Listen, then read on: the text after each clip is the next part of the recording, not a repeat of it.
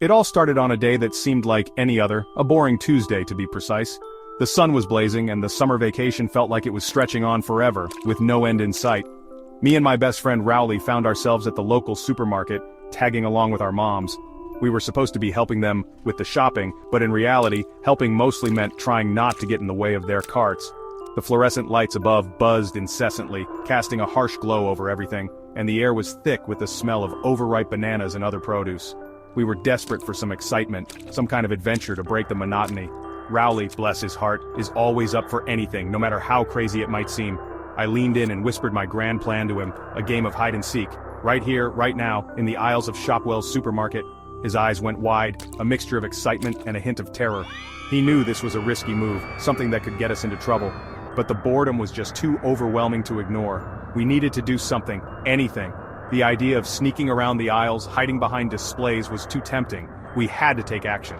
We quickly established the ground rules for our game. No hiding in the freezers, safety first, as Mom would always say. No touching the merchandise, again, one of Mom's many rules. And absolutely positively no running into other customers. We couldn't risk getting caught. We agreed that the last one found would have to buy the winner an ice cream cone. The stakes were high, at least for us. The plan was set, and the reward was sweet. As our moms compared prices on different brands of canned peaches, we quietly slipped away, unnoticed. This was it. Operation Supermarket Hide and Seek was officially a go. Adrenaline coursed through our veins as we prepared to embark on our little adventure. We were about to become supermarket ninjas, stealthily moving through the aisles. The thrill of the game was palpable, and we were ready for anything. Our hearts raced with excitement as we took our first steps into the unknown. Let the games begin. This was going to be an adventure to remember. The supermarket transformed into our own personal playground, a vast arena where every corner held the promise of adventure and mischief. It was a place where the mundane turned magical, and the ordinary became extraordinary. Each aisle presented a new opportunity, a new challenge. It was like navigating a labyrinth, each turn revealing a new mystery to unravel, a new path to explore. The towering shelves became our walls, the displays our obstacles. They were like the towering cliffs of a canyon, daring us to climb, to conquer, to overcome. We were like tiny explorers in a vast uncharted land. I surveyed the terrain, my mind racing with possibilities, my heart pounding with excitement. The bakery aisle with its warm, yeasty aroma looked promising. It was a siren's call, luring me in with the promise of sweet delights and hidden nooks. I could picture myself nestled behind the giant birthday cakes, a hidden sugar plum fairy in a world of frosting and sprinkles, invisible to the outside world. But Rowley was allergic to nuts, a fact that loomed over our plans like a dark cloud. It was a reminder of the real world, intruding on our fantasy. So that was a no-go. We had to be cautious, to choose our paths wisely, to avoid the pitfalls that lay in wait. The produce section, with its colorful pyramids of fruits and vegetables, offered another enticing option. It was a vibrant jungle teeming with life and color. I could disappear amongst the watermelons, camouflaged like a human-sized green bowling ball, blending seamlessly into the landscape. But then I remembered the time I accidentally sat on a cantaloupe, a memory that brought a flush of embarrassment and a lesson learned. The cereal aisle beckoned with its towering boxes of colorful breakfast treats. It was a fortress of fun, a castle of crunch, where I could hide and watch the world go by. I could hide behind the frosted flakes, blending in with Tony the tiger, becoming one with the cereal kingdom. This was it, my perfect hiding spot, a place where I could be invisible, where I could watch and wait, where I could be free. I just hoped Rowley didn't have the same idea.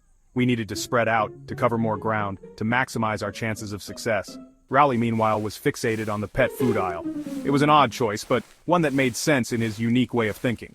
I tried to explain that hiding amongst bags of dog biscuits wasn't exactly stealthy.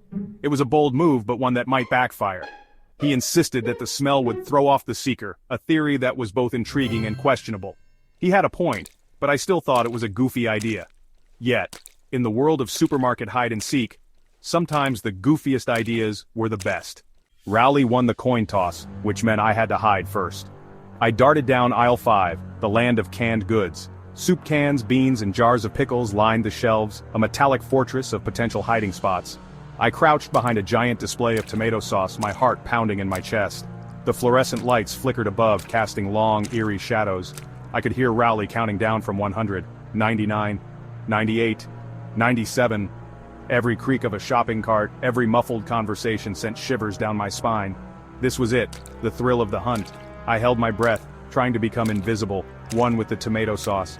The seconds ticked by, each one feeling like an eternity. I imagined Rowley's triumphant yell when he finally found me. but I was determined to make him work for it. I was a master of disguise, a supermarket ninja.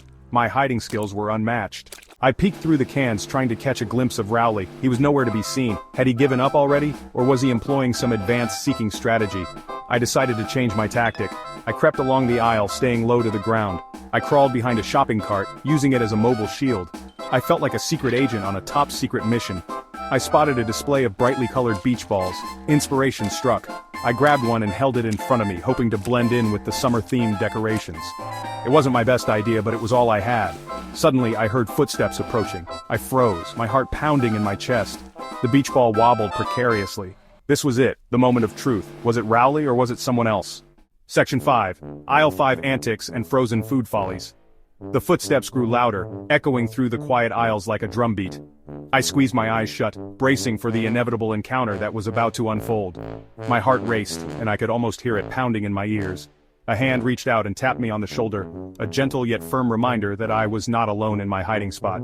I opened my eyes, ready to face Rowley's triumphant grin, expecting to see his mischievous eyes sparkling with victory. But it wasn't Rowley. Instead, it was a tall, stern-looking man in a supermarket uniform. He looked down at me, his eyebrows raised in a mixture of confusion and amusement, as if he had stumbled upon a curious scene he couldn't quite comprehend. "Can I help you, young man?" he asked, his voice a blend of authority and kindness. I stammered, trying to explain that I was playing hide-and-seek, a game that seemed so innocent and fun just moments ago. But the words wouldn't come out. I just stood there holding the beach ball, looking like a complete idiot, my cheeks flushed with embarrassment. The beach ball, once a symbol of my clever hiding spot, now felt like a glaring beacon of my foolishness. The manager, I assumed, just stared at me, his expression a mix of patience and expectation. He asked me to put the beach ball back, his tone gentle yet firm, as if he had dealt with many such situations before. Which I did, reluctantly placing it back on the shelf. He then looked around for my parents, his eyes scanning the aisles. I mumbled something about them being in the produce section, hoping he wouldn't press further. He escorted me there, a beach ball tucked under his arm like a trophy of my misadventure. I could feel my cheeks burning, a deep crimson that matched the tomatoes in the produce section. This was not how I envisioned this game ending. I had imagined a triumphant escape, a clever evasion, not a walk of shame through the aisles. As I trudged alongside the manager, I reflected on the folly of my plan, realizing that sometimes the thrill of the game isn't worth the price of embarrassment. At Section 6, the Produce Pursuit and Bakery Blunders, we found my mom comparing different varieties of apples. She looked up, surprised to see me with the manager. He explained the situation, trying to suppress a smile. My mom wasn't amused. She apologized to the manager and promised to keep a closer eye on me. I wanted to disappear, to melt into the floor like a puddle of spilled juice. I knew I was in for it. As we walked away, I spotted Rowley hiding behind a pyramid of oranges. He peeked out, his eyes wide with a mixture of fear and amusement. He mouthed the words, "What happened?" I shook my head, too embarrassed to explain. My grand supermarket adventure had come to a screeching halt. I had been caught not by my friend but by the supermarket police. Talk about a major fail. Section 7, checkmate, cornered in the cereal aisle. After the produce section fiasco, I decided to give the cereal aisle one last shot. This time, I was determined to remain undetected. I found a prime spot behind a stack of giant-sized Frosted Flakes boxes. I crouched down, feeling like Tony the Tiger himself, ready to pounce. I listened carefully for any sign of Rowley. The aisle was quiet, except for the occasional rustle of a shopping bag. Suddenly I heard a familiar giggle. It was Rowley. He was close. I held my breath, hoping he wouldn't spot me. I peeked through the cereal boxes, trying to locate him. He rounded the corner, his eyes scanning the shelves. I ducked back, my heart pounding. He was getting closer. I could almost feel his presence. Then a hand reached out and grabbed my shoulder. Busted again. Section 8, facing the music, and the manager. It wasn't Rowley who caught me. It was the same manager from earlier. He looked down at me, his expression a mix of exasperation and amusement. "You again?" he asked, a slight smile playing on his lips. I wanted the floor to swallow me whole. I had been caught not once but twice by the same person. This was officially the most embarrassing day of my life.